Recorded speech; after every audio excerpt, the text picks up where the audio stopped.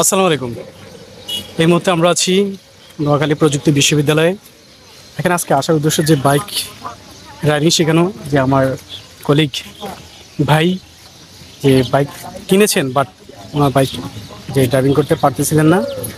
অর্থাৎ যে ওনার যদি গাড়িটা যদি দেখায় প্রায় কত 342 কিলোমিটার, অর্থাৎ 300, হ্যাঁ আজকে আমরা চালাইছি প্রায় 10 কিলোমিটার মতন, অর্থাৎ 330 কিলোমিটার মতন চালাই ফেলছি আমরা।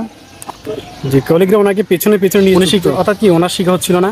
আমাকে জিজ্ঞেস করছে, ভাই আমার তো এই অবস্থা, আমি তো পারতেছি না, একদিন আমাকে সময় দেন। আমি বলছি ঠিক আছে, আমি একদিন যাবো, যে আপনাকে চেষ্টা করবো যতটুকু পারি আপনাকে এটা করে দেওয়ার জন্য। তো আজকে আসছি, ভাইকে মোটামুটি এখন কন্ট্রোলিংটা শিখিয়ে দিয়েছি। অর্থাৎ সে আগে কিছুই পারতো না, টোটালি বাইক চালাতে পারতো না। এখন আজকে প্রায় কত 40% কি 50% শিখে দিয়েছি প্রায়।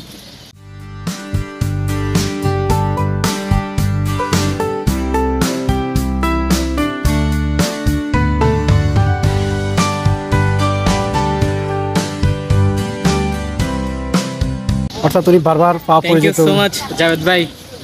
আচ্ছা, আমার খুবই কাছের বড় ভাই।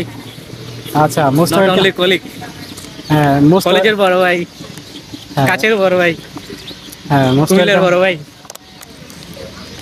কুমিল্লা নামে বিভাগ চাই।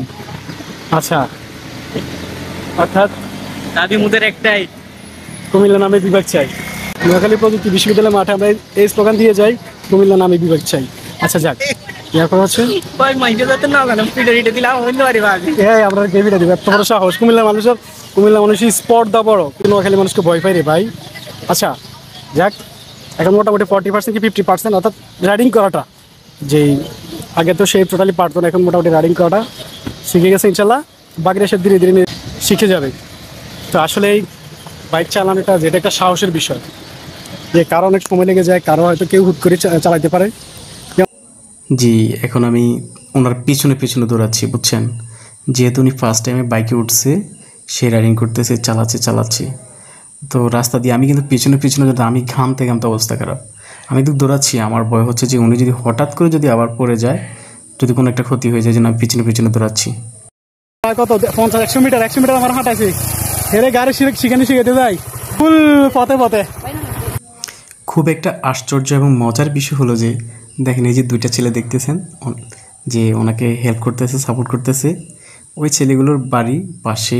তো ওরা আমাদের এই অবস্থা দেখে, যেহেতু আমি ওনাকে বারবার হুন্ডা দিয়ে যে চেষ্টা করতেছি যেন সে চালাইতে পারে, এটা দেখে তারাও কি আমাদেরকে সাপোর্ট দেওয়া শুরু করছে।